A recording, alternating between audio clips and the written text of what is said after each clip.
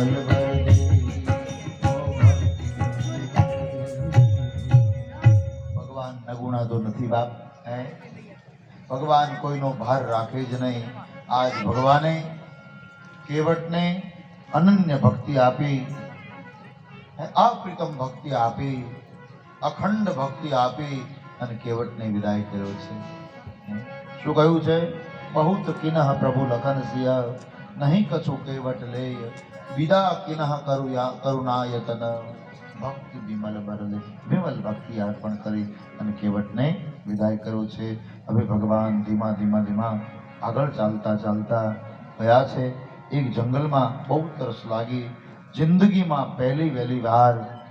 સીતાજી આજ ધરતી ઉપર ચાલે છે આટલી ઉંમર થઈ હે યુવાવસ્થામાં સીતાજીએ બહેનો લાલ કાર્પેટ સિવાય એક પગ નીચે નથી ધરતી ઉપર મૂક્યો કારણ કે જનકની પાટ મળશે જનક દુલારી છે અને એમાં અયોધ્યાની સામ્રાજ્ઞી છે એટલું સુખ પણ દુનિયામાં બતાવ્યું છે કે બાપ પતિની સાથે ગમે એવું દુઃખ હોય તો ભોગવવા તૈયાર રહેવું જોઈએ આજ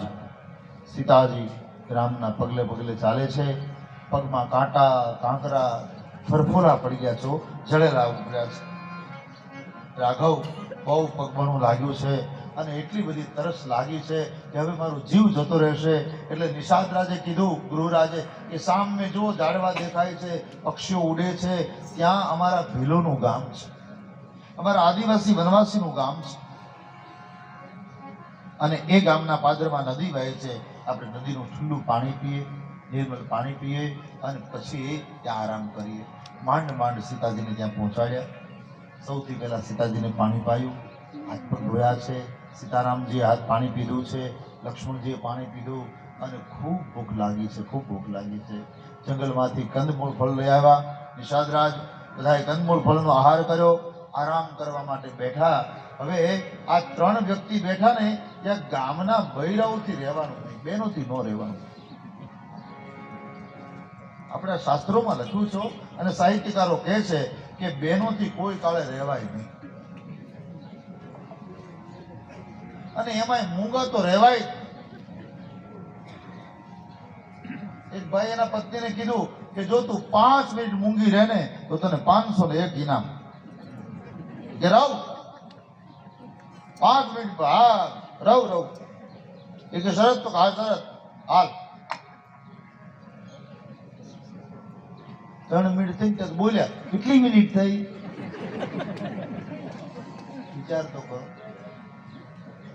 આ ગામના બહેનોથી રહેવાનું નહીં હો એને આમ જોયું મળું એક બેન છે અને 3 આદમી છે એ વખતમાં બહેનો કુટુંબ કોને કહેવાય ઘર કોને કહેવાય વર કોને કહેવાય દીકરો કોને કહેવાય કાકાજી કોને કહેવાય મામાજી કોને કહેવાય દિયર કોને કહેવાય ભોજાઈ કોને કહેવાય ટૂંકમાં કહું તો કુટુંબ સંસ્થા હતી જ નહીં એવા વનવાસી લોકો હતા ટોળામાં રહેતા હતા ટોળા આ ટોળાની સ્ત્રીનું હરણ કરી આવે ઓલા ટોળાના લોકો આની ઉપર ચડાઈ કરે આના એની ઉપર ચડાઈ કરે અંદરો અંદર આવી રીતના ઘર્ષણ થતા હતા